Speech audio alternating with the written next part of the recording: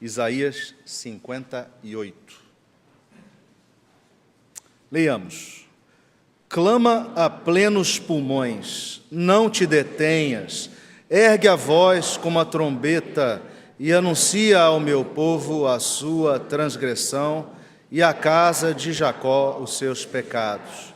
Mesmo neste estado, ainda me procuram dia a dia, têm prazer em saber os meus caminhos, como o povo que pratica a justiça e não deixa o direito do seu Deus. Perguntam-me pelos direitos da justiça, têm prazer em se chegar a Deus, dizendo: por que jejuamos nós e tu não atentas para isso? Por que afligimos a nossa alma e tu não levas em conta? Eis que no dia em que jejuais, cuidai dos vossos próprios interesses e exigis que se faça todo o vosso trabalho. Eis que jejuais para contendas e rixas, e para ferirdes com o punho iníquo. Jejuando assim como hoje, não se fará ouvir a vossa voz no alto. Seria este o jejum que escolhi, que o homem um dia aflija a sua alma, incline a sua cabeça como junco, e estenda debaixo de si pano de saco e cinza? Chamarias tu isto jejum e dia aceitável ao Senhor? Porventura não é este o jejum que escolhi, que soltes as ligaduras da impiedade, desfaças as ataduras da servidão, deixes livres os oprimidos e despedaces todo o jugo? Porventura não é também que repartas o teu pão com o faminto e recolhas em casa os pobres desabrigados, e se vires o nu, o cubras, e não te escondas do teu semelhante? Então romperá a tua luz como a alva, a tua cura brotará sem detença, a tua justiça irá adiante de ti, e a glória do Senhor será a sua retaguarda. Então clamarás, e o Senhor te responderá. Gritarás por socorro, e ele dirá: eis-me aqui.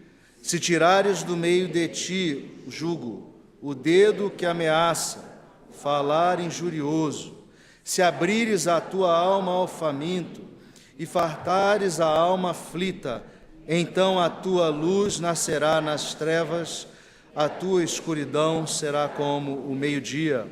O Senhor te guiará continuamente, fartará a tua alma até em lugares áridos e fortificará os teus ossos.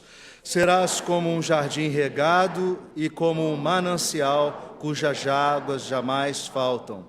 Os teus filhos edificarão as antigas ruínas. Levantarás os fundamentos de muitas gerações e serás chamado reparador de brechas e restaurador de veredas, para que o país se torne habitável.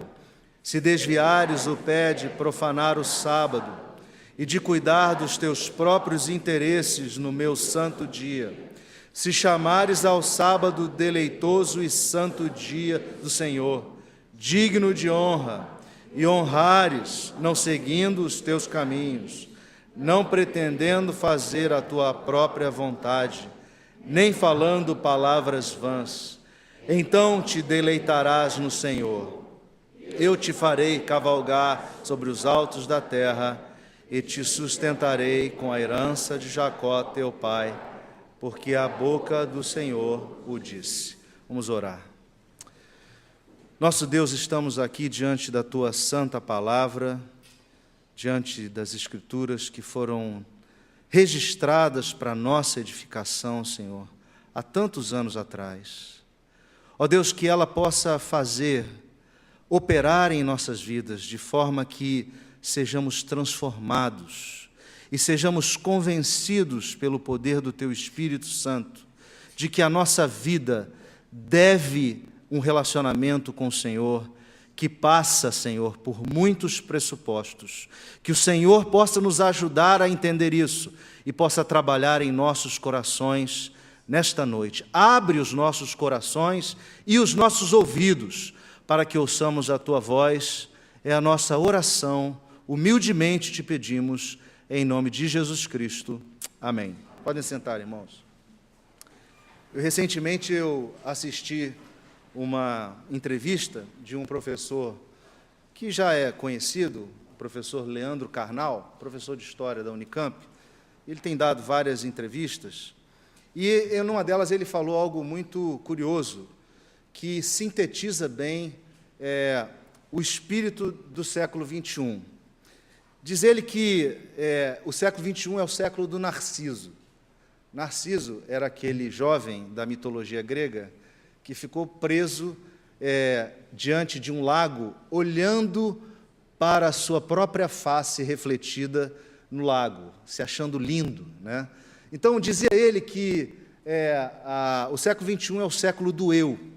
E ele fez 3 afirmações muito curiosas. Ele disse que o século XXI é marcado por 3 posturas na sociedade. A primeira delas é que Deus é customizado de acordo com a minha visão. Deus é customizado, e a palavra customizado é um neologismo, que significa feito, cortado, adequado de acordo com a minha visão. Os animais são humanizados ao meu gosto, e a comida é adaptada ao meu interesse e paladar. Não é curioso? Tudo em volta do eu. E esse Deus customizado tem a ver com a forma como as pessoas entendem quem Deus é a partir da sua própria perspectiva, deixando de lado qualquer outra referência. As pessoas dizem assim: esse é o meu Deus. Então a sociedade está cheia de meu deuses, né? Meu Deus, e muitos deuses com D minúsculo, porque, na verdade, não se sabe na sociedade quem é esse Deus. E, infelizmente, quando nós olhamos para a manifestação mais tangível, mais visível, né, mais assim, explícita da fé cristã, que é o que a mídia mostra, nós identificamos alguns modelos dessa customização de fé. Vejam só, a sensação que eu tenho, irmãos, é que ou Deus é um sócio invisível de um programa de auditório que escolhe ajudar quem está com dor de coluna ou abençoar galões de água para manifestar o seu poder curador através de uma água ungida, ou ele é o recompensador daqueles que pagam em dia o carnê do baú da felicidade da fé.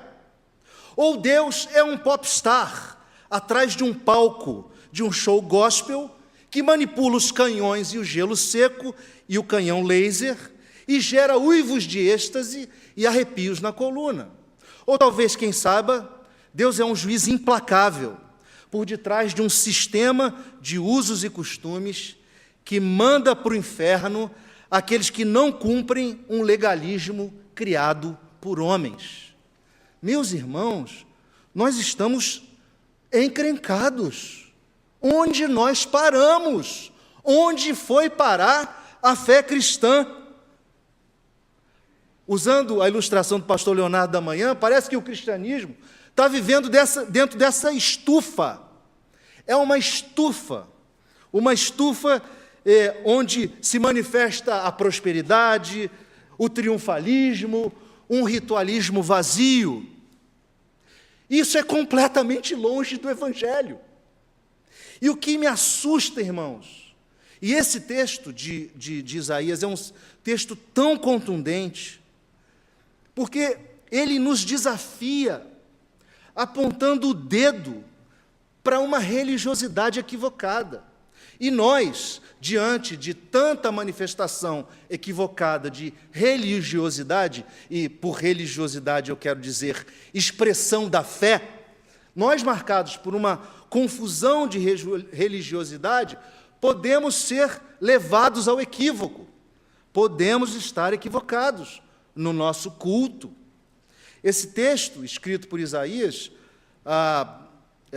800 anos antes de Cristo, aproximadamente, 700 anos antes de Cristo, aproximadamente, é um texto de alguém que viveu a dinâmica do palácio real, que viveu o poder da religiosidade de sua época. Alguém que viu a nação ser engolida pelos inimigos como fruto da sua própria apostasia, fruto do seu próprio afastamento de Deus. E a gente precisa, através desse texto, e para entendê-lo, resgatar uma visão muito importante, que tem a ver com Israel, e tem a ver como o povo de Javé se relaciona com os outros povos. E esta visão é que Israel é aquele povo que mostraria o caráter real do único e verdadeiro Deus às outras nações. O caráter de um Deus inclusivo, justo, comprometido com os fragilizados e comprometido com os desamparados. Este é o Deus que nós tememos, este é o Deus de Israel. Quando a gente volta nos escritos de Moisés, lá no livro do Deuteronômio, no capítulo 10, versos 16 a 19, e por sinal lemos esse texto hoje pela manhã, diz assim: circuncidai, Moisés dizendo, circuncidai, pois o vosso coração, e não mais endureçais a vossa cerviz, pois o Senhor vosso Deus é o Deus dos deuses, o Senhor dos senhores, o Deus grande, poderoso e temível, que não faz acepção de pessoas, nem aceita suborno, que faz justiça ao órfão, à viúva, e ama o estrangeiro, dando-lhe pão e veste. Amai, pois, o estrangeiro, porque fostes peregrinos, estrangeiros, na terra do Egito. Irmãos, muitos comentaristas concordam em dizer que há um quarteto de coisas debaixo da proteção desse Deus justo. Começa pela viúva, a desamparada, a mulher desamparada. A viúva representa a mulher desamparada. Passa pelos órfãos, que representam as crianças abandonadas e desamparadas. Depois chega o estrangeiro, que representa um refugiado, alguém que está desprovido de uma pátria, ou uma proteção, ou um governo que cuide dele. E chega aos pobres, que representam aqueles que são oprimidos.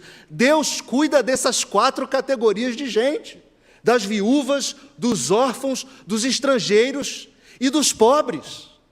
E esse texto aqui quer chamar a nossa atenção para esta realidade. Quando olhamos o texto, a primeira coisa que chama a atenção é que aquele povo fazia uma adoração a Deus, que parecia aparentemente correta. Porque está dito lá, no verso 2, que eles procuram de dia a dia, eles têm prazer em saber os caminhos. Um povo que pratica justiça e não deixa o juízo do seu Deus. Mas o verso 1 diz assim: clama a plenos pulmões, não te detenhas, ergue a tua voz como uma trombeta e anuncia ao meu povo a sua transgressão, à casa de Jacó os seus pecados. Havia um problema, tem algo errado nesse culto. Deus manda gritar, tocar a trombeta. É como se Deus falasse para o pessoal reunido na igreja: para tudo, gente, para tudo. O povo buscava Deus, ele demonstrava interesse pela Bíblia, ele demonstrava prazer de estar na casa de Deus. Mas o que havia de errado? Havia de errado suas motivações. Ele tinha motivações equivocadas, ele tinha interesses equivocados. Quando a gente vê o verso 3 e o verso 4, diz lá o verso 3: porque jejuamos nós e tu não atentas para isso? Porque afligimos a sua alma e tu não levas em conta? E aí Deus responde: eis que no dia que jejuais, cuidais dos vossos próprios interesses, e exigis que faça todo o vosso trabalho. Eis que jejuais para contendas e rixas, para ferirdes com punho iníquo. Jejuando assim como hoje, não se fará ouvir a vossa voz no alto. Seria esse o jejum que eu escolhi, que o homem um dia aflige a sua alma, incline a sua cabeça como junco, estenda debaixo de si um pano de saco e cinza? Chamaria isso de jejum e dia aceitável do Senhor? Irmãos, é como Deus tivesse dito assim para o pessoal: escuta aqui, gente, prestem atenção, vocês ficam participando dos cultos, vocês fazem os seus exercícios devocionais, e vocês jejuam para obter de mim alguma vantagem? Espera aí, alguma benesse? Vocês vêm para a igreja para bater boca com o outro, para falar mal do irmão. Vocês vêm aqui no domingo, mas obrigam seus empregados a trabalharem e impedem que eles descansem e possam prestar culto a mim? Vocês querem que eu aceite um culto desse? Vocês fazem cara de santo e de piedade, mas na real, vocês oprimem seus empregados, colocando sobre eles uma carga desumana no trabalho. Irmãos, que pedrada! Sinceramente, eu li esse texto essa semana e eu fiquei abalado. Abalado. Essa pedrada foi dada no povo de Israel, mas nós temos que tirar alguma lição dela. Esse é o texto da noite. Nós temos que olhar e entender o que está acontecendo. Veja que na cabeça de Isaías já havia uma exortação no início do texto, no início do livro, no próprio capítulo 1. Capítulo 1, versos 10 a 17. Isaías já havia condenado um culto que era hipócrita. Lá ele diz assim, lá no verso 10 do capítulo 1 de Isaías: ouvi a palavra do Senhor, vós príncipes de Sodoma, prestai ouvidos à lei do vosso Deus, vós povo de Gomorra. De que me serve a mim a multidão dos vossos sacrifícios, diz o Senhor. Eu estou farto dos holocaustos de carneiros e da gordura de animais cevados, e não me agrado do sangue de novilhos, nem de cordeiros, nem de bodes. Quando vindes para comparecer perante mim, quem vos requereu só pisar nos meus átrios? Não continueis a fazer ofertas vãs. O incenso é para mim abominação. E também as festas de lua nova, os sábados, a convocação das congregações. Eu não posso suportar a iniquidade associada ao ajuntamento solene. As vossas festas de lua nova, as vossas solenidades, a minha alma as aborrece. Já me são pesadas. Estou cansado de a sofrer, pelo que quando estendeis as mãos, eu escondo de vós os olhos. Sim, quando multiplicais as vossas orações, não as ouço, porque as vossas mãos estão cheias de sangue. Lavai-vos e purificai-vos, tirai a maldade dos vossos atos, e diante dos meus olhos, cessai de fazer o mal. E vejam o que ele diz: aprendei a fazer o bem, atendei à justiça, repreendei ao opressor, defendei o direito do órfão, pleiteai a causa das viúvas. Irmãos, há uma forte relação do nosso culto com as nossas obras. Há uma forte relação. E nós precisamos entender isso. Deus está preocupado em que seja feita a justiça aqui nesta terra.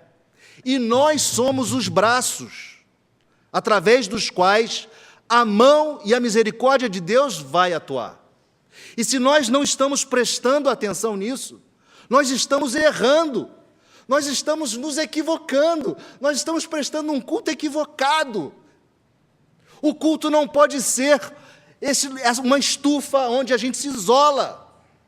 O culto tem que estar linkado com o serviço, o culto tem que estar linkado com quem está sofrendo. O nosso culto tem que estar linkado em fazer o bem, em buscar o bem, fora daqui, aqui também, mas principalmente fora daqui. O profeta Miqueias também profetizou num tempo de grande aflição em Israel, e ele fala, registra, que Deus estava interessado em que se praticasse a justiça, lá no capítulo 6, versos 6 a 8. Diz o seguinte: e te declarou, ó homem, o que é bom e que é o que o Senhor pede de ti, que pratiques a justiça, que ames a misericórdia e andes humildemente com o teu Deus. Irmãos, Deus quer de nós serviço. Deus não quer de nós uma religiosidade, uma fé que não tem expressão prática. Ouçam bem isso, eu fiquei muito impactado com essa chamada de atenção da palavra de Deus. Nós precisamos ter uma fé prática, que estenda os braços aos que sofrem, aos oprimidos. Lá, ele diz também, mais ao final desse texto, ele diz: corra o juízo como as águas, e a justiça como um ribeiro perene. Nós precisamos ser agentes da justiça, de sermos justos, fazemos a justiça de Deus se manifestar. Oséias, o profeta, também registrou, dizendo: Pois misericórdia quero e não sacrifício, e o conhecimento de Deus mais do que holocaustos. Jesus, quando comia com os pecadores, o evangelista Mateus registrou, lá no capítulo 9, e registrou assim: sucedeu que quando estavam em casa à mesa, muitos publicanos e pecadores vieram tomar lugares com Jesus e seus discípulos. Ora, vendo isso, os fariseus perguntavam aos discípulos: por que come o vosso mestre com os publicanos e pecadores? Mas Jesus, ouvindo, disse: os sãos não precisam de médico, e sim os doentes. Ide, porém, e aprendei o que significa misericórdia quero e não holocaustos, porque eu não vim chamar justos, e sim pecadores. Irmãos, nós somos o braço da misericórdia de Deus aqui nessa terra. Se nós não nos movermos, se nós não nos mexermos, se nós não sofrermos, não percebemos o sofrimento fora daqui e não partirmos em direção ao sofrimento alheio, nós não estaremos cumprindo o chamado completo do Evangelho. Nós precisamos estar muito, muito atentos a isso. Mas o texto também não só apresenta o risco de uma religiosidade ou de uma expressão de fé equivocada, mas ele apresenta o fato de que a nossa religiosidade tem um propósito concreto. A nossa religiosidade tem um propósito concreto. No verso 6, e aí vai ser também um pouco relacionado ao que já falamos, verso 6 ele fala assim: porventura não é este o jejum que eu escolhi? Que soltes as ligaduras da impiedade, desfaças as ataduras da servidão, deixes livres os oprimidos e despedaces todo o jugo. Porventura não é também que repartas o teu pão com o faminto e recolhas em casa os pobres desabrigados, se vires o nu, o cubra e não te escondas do teu semelhante? Havia em Israel costumes onde as pessoas que deviam dinheiro a outras tornavam-se escravas delas. Então, muitas famílias ficavam escravas de outras famílias durante muitos anos, porque contraíram uma dívida, não tinham como pagar, e o pagamento era a escravidão. Então, se eu tenho uma dívida com alguém, eu não tenho como pagar, então eu me ofereço como escravo, e ele leva também de bônus a minha esposa Andréa, meu filho Rafael, minha filha Débora, e todos nós vamos ser escravos da família, até que haja o resgate. Um resgate que poderia ser feito por uma família judaica, ou o ano do jubileu, ou o ano onde haveria a libertação, ou encerraria essa questão da servidão. E os judeus não estavam observando isso, eles estavam interessados nos seus próprios lucros. Por isso o texto fala muito claramente: vocês têm que quebrar essa impiedade, vocês têm que desfazer essas ataduras da servidão. Nós precisamos, irmãos, entender que o nosso culto tem uma dimensão muito maior. Vai muito além disso aqui. Vai muito além disso aqui. E, sinceramente, com todo respeito, se a nossa proposição de vida e de fé se limita a vir aqui no domingo, eu quero dizer a você: pense de novo. Pensa de novo, porque você está equivocado. Deus não quer que a gente venha aqui só aos domingos e não faça absolutamente nada, só alimente a alma. Porque isso não tem resultado prático algum. Ele quer de nós um resultado prático. Não existe opção. Não existe opção. Nós não podemos sentar aqui e ficarmos enclausurados, como os antigos, lá nos monastérios antigos, buscando a presença de Deus, sem fazer absolutamente nada.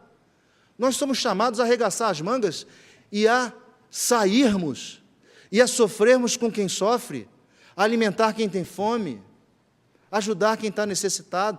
Nós não podemos cair nessa armadilha desse ambiente gostoso que a gente desfruta todo domingo. A nossa fé tem que ir além dessas paredes. Salmo 146 fala da beleza da fé. Salmo 146, aleluia! Louva minha alma ao Senhor, louvarei o Senhor durante a minha vida, cantarei louvores ao meu Deus enquanto eu viver. Não confieis em príncipes nem nos filhos dos homens, em quem não há salvação. Sai-lhes o espírito e eles tornam ao pó. Nesse mesmo dia perecem todos os seus desígnios. Bem-aventurado aquele que tem o Deus de Jacó por seu auxílio, cuja esperança está no Senhor seu Deus, que fez os céus e a terra, o mar e tudo o que neles há, e mantém para sempre a sua fidelidade. Aí veja o que diz o Salmo: que faz justiça ao oprimido e dá pão ao que tem fome. O Senhor liberta os encarcerados, o Senhor abre os olhos aos cegos, o Senhor levanta os abatidos, o Senhor ama os justos. O Senhor guarda o peregrino, ampara o órfão e a viúva, porém transtorna o caminho dos ímpios. O Senhor reina para sempre. O teu Deus, ó Sião, reina de geração em geração. Aleluia. Pergunta para o Salmo: como Deus faz isso? Como? Não há outro jeito senão através do povo dele. Deus faz a obra dele através do povo dele, através da igreja, através do Israel de Deus, que somos nós. Deus faz a obra através de nós. E nós não podemos ser negligentes. Não podemos.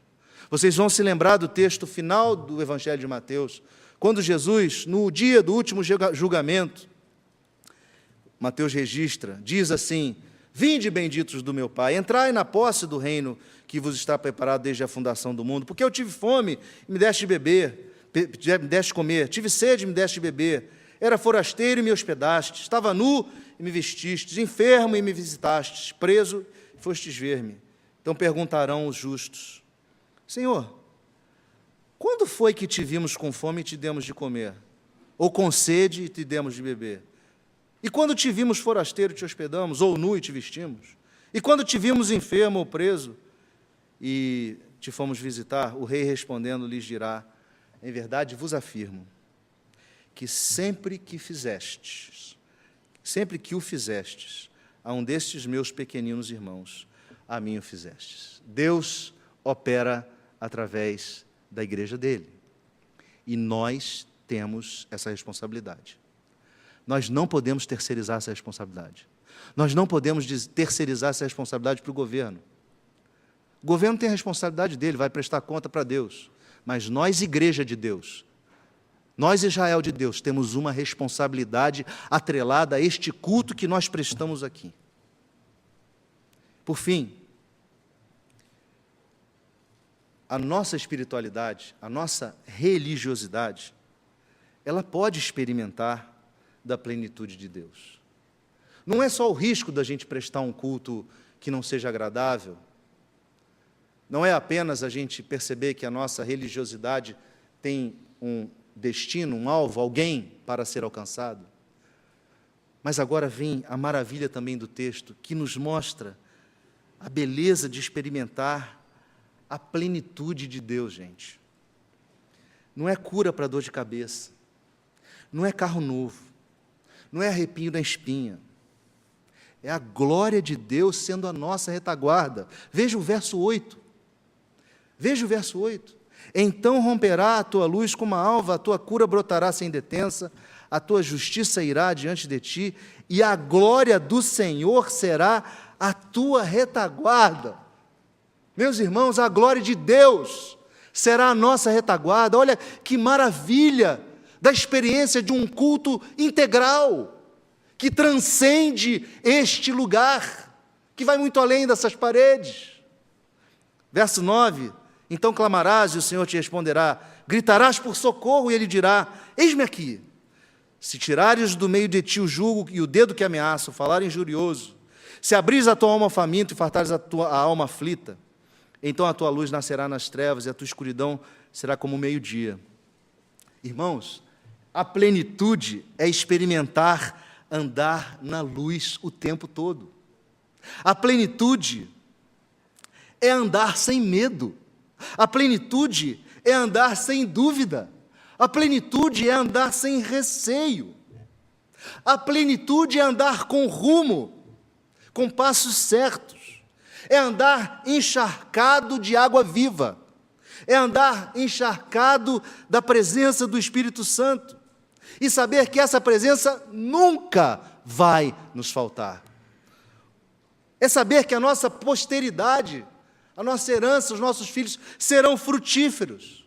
O verso 11 diz tudo isso. O Senhor te guiará continuamente, fartará a tua alma até em lugares áridos, fortificará os teus ossos, serás como um jardim regado e como um manancial cujas águas jamais faltam. Os teus filhos edificarão as antigas ruínas, levantarás os fundamentos de muitas gerações, e serás chamado reparador de brechas, restaurador de veredas, para que o país se torne habitável. Irmãos, a religiosidade que experimenta essa plenitude de Deus, que é possível experimentar, ela experimenta o prazer de conhecer a Deus. O texto também nos mostra isso. O deleite de estarmos na presença dele, os versos 13 e 14, diz: se você desviar o teu pé de profanar o sábado, de cuidar dos seus próprios interesses no meu santo dia, se chamares ao sábado deleitoso e santo dia do Senhor, digno de honra, e honrares não seguindo os teus caminhos, não pretendendo fazer a tua própria vontade, nem falando palavras vãs, então te deleitarás no Senhor. Eu te farei cavalgar sobre os altos da terra e te sustentarei com a herança de Jacó teu pai, porque a boca do Senhor o disse. Irmãos, a nossa religiosidade, a nossa espiritualidade pode experimentar da plenitude de Deus, desde que o nosso culto seja completo, integral, seja um culto que abranja todas essas dimensões. Eu queria então concluir com 4 exortações práticas para as nossas vidas, e eu estou falando para você, estou falando para mim. Primeira delas, não customize a Deus. Não acredite num Deus segundo a sua própria percepção. Conheça o Deus da Bíblia. Acredite no Deus da Bíblia, que é o único e verdadeiro. Não customize a Deus. Não se contente com uma vida religiosa de vir aqui aos domingos. Por favor, não se contente com uma vida religiosa de vir aqui aos domingos. Se for assim, você está errando. Eu também. Cuidado com as suas motivações. Examine as suas intenções. Examine as suas motivações. O porquê você passa horas orando. O porquê você ora de joelhos. O porquê você louva de mãos levantadas. Avalie suas motivações, porque elas são o que contam. E, em último lugar, não menos importante, sirva, sirva, sirva e sirva, porque esse é o chamado. Não existe evangelho sem serviço. Não existe. Que Deus tenha compaixão e misericórdia de nós e possa nos ensinar isso, aplicar isso e guardar os nossos corações, para que a gente cresça no próximo ano, quando completarmos 51 anos de igreja, 52 anos de igreja, e assim tudo para a glória de Deus. E Ele seja glorificado através do ministério desta igreja, de vocês, nosso como corpo de Cristo, neste bairro, nesta cidade e neste país. Amém? Vamos orar? Deus, nós somos imensamente gratos, porque, em primeiro lugar, a Tua palavra é clara e ela nos exorta de forma contundente. Nós somos gratos também porque o Senhor é um Deus amoroso que tem compaixão por nós. Nós queremos Te pedir que Tu nos ajude, Senhor.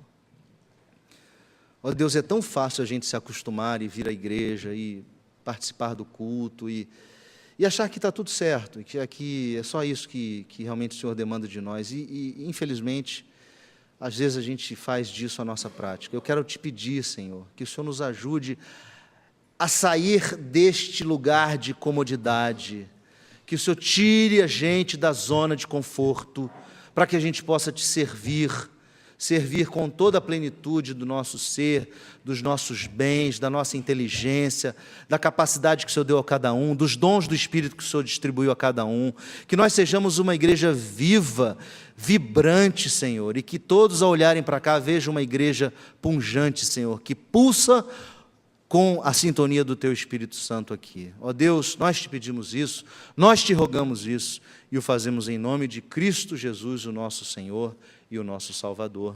Amém.